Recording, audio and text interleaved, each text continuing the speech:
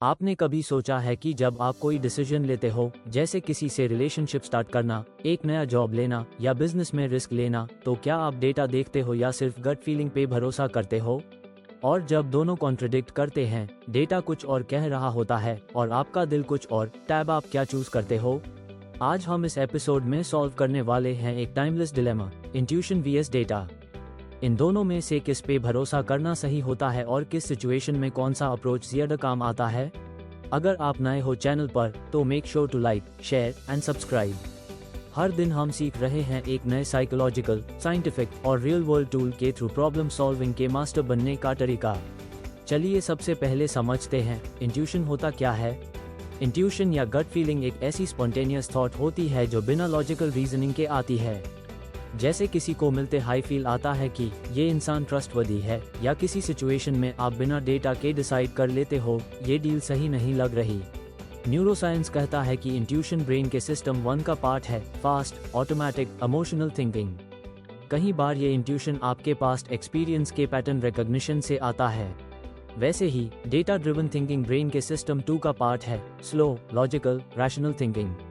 ये facts, analysis और statistics पे बेस्ड होता है। तो अब सवाल है, क्या गुड फीलिंग पे ट्रस्ट करना चाहिए? Let's understand through some examples. एक सीजन्ड इन्वेस्टर जैसे वॉरेन बफेट कई बार कहते हैं कि मैं इन्वेस्टमेंट में इंट्यूशन का भी यूज करता हूँ। ये इसलिए काम करता है क्योंकि उनका ब्रेन ने हजारों इन्वेस्टमेंट्स ऑब्जर्व किए हैं।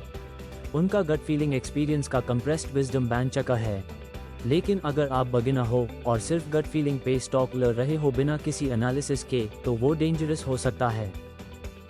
इसी तरह डॉक्टर्स भी कई बार डायग्नोसिस इंट्यूशन पे करते हैं क्योंकि उन्होंने इतने सारे केसेस देखे हैं कि वो पैटर्न्स को क्विकली आइडेंटिफाई कर लेते हैं। लेकिन अगर एक नया इंटर्न डॉक्टर बिना टेस्ट के डिसीजन ले रहा है, तो वो पेशेंट के लिए रिस्की हो सकता है। तो इंट्यूशन का मैजिक टैब काम करता है जब आपका एक्सपीरियंस उस डोमेन में डीप हो। On the other hand, data कभी कभी मिसलीडिंग भी हो सकता है। अगर आप बस सरफेस लेवल नंबर्स देख रहे हो बिना कॉन्टेक्स्ट के, तो वो इनकम्प्लीट या बायस्ड एनालिसिस क्रिएट कर सकता है।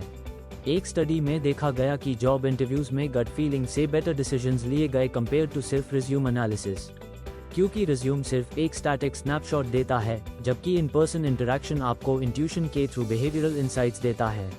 तो क्या इसका मतलब इंट्यूशन ऑलवेज बेटर है? नहीं, हर डिसीजन के नेचर पे डिपेंड करता है। आइए समझते हैं, कब इंट्यूशन यूज करना चाहिए और कब डेटा।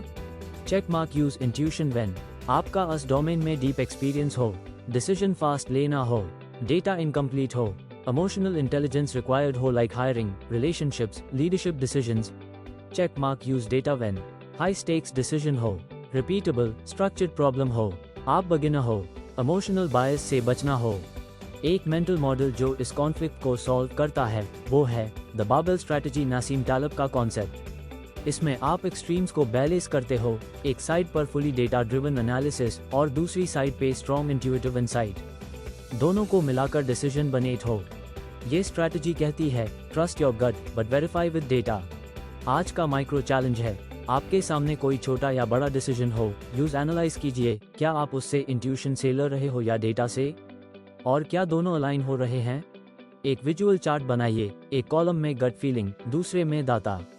अगर दोनों सेम कंक्लूजन दे रहे हैं तो डिसीजन सॉलिड है। अगर डिफरेंट हैं तो और रिफ्लेक्शन करो।